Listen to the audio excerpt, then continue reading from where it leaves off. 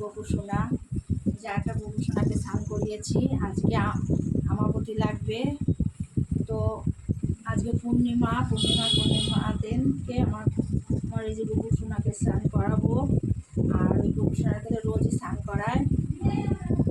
এই যে আমার গপু সোনা, একে স্নান করাবো। একে এখন আমার লক্ষ্মী নারায়ণকে স্নান করাবো, আমাবতী লেগে যাবে, তাই আমার এই গপু সোনাটাকে স্নান করাবো। খুব ভালো লাগে আমার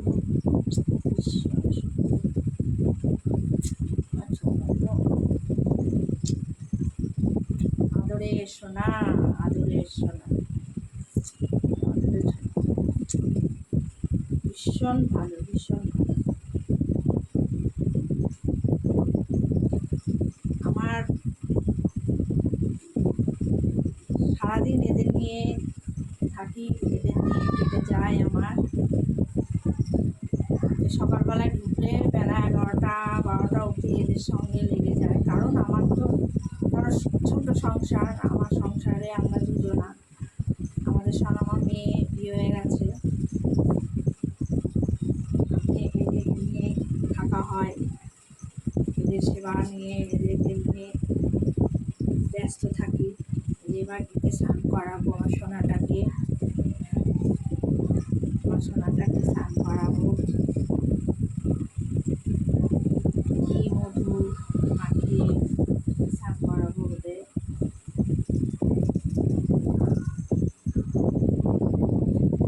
খুব ভালো লাগে বেশ। ছোনা তোমার ছোনা, না সোনা, আমার গরু সোনা, আমার গরু সোনা খুব ভালো জানো। আমি সত্যি, আমি যা বলি আমার গরু সোনা আমার তাই কথা শোনে জানো। যা বলি আমার গরু সোনা খুব কথা শোনে।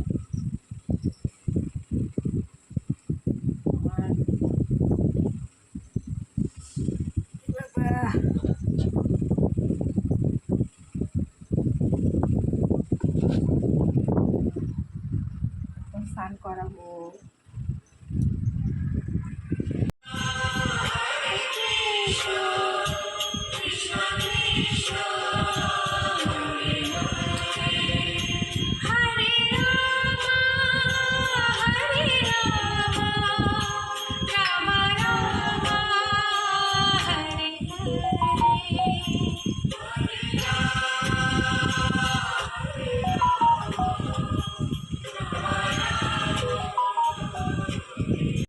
भजमन नारायण नारायण हरि हरि, भजमन नारायण नारायण हरि हरि, जय जय नारायण नारायण हरि हरि, जय जय नारायण नारायण हरि, श्रीमन नारायण नारायण हरि हरि, श्रीमन नारायण नारायण हरि हरि।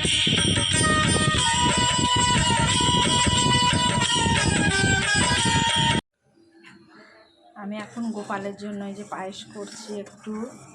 আজকে পূর্ণিমা, গোপালকে একটু পায়েস করে দেবো। দেখো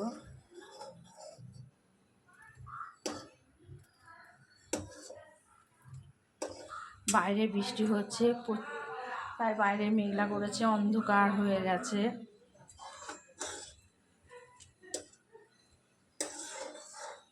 পায়েস করব, ক্ষীর করেছি, আর আম আছে, কলা আছে, ওই দিয়ে ঠাকুরকে দেব। এই আমি ঠাকুরগুলোকে সব সাজিয়েছি, পুজো দেওয়া হয়ে গেছে। এই যে পায়েস করে দিয়েছি, ক্ষীর করে দিয়েছি ঠাকুরকে, আম কেটে দিয়ে আম বানিয়ে দিয়েছি, কলা দিয়ে ঠাকুরকে সেবা দিয়েছি।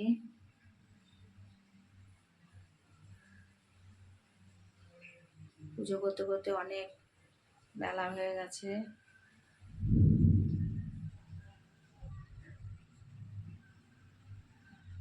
আমার পুজো করতে অনেকক্ষণ লাগে।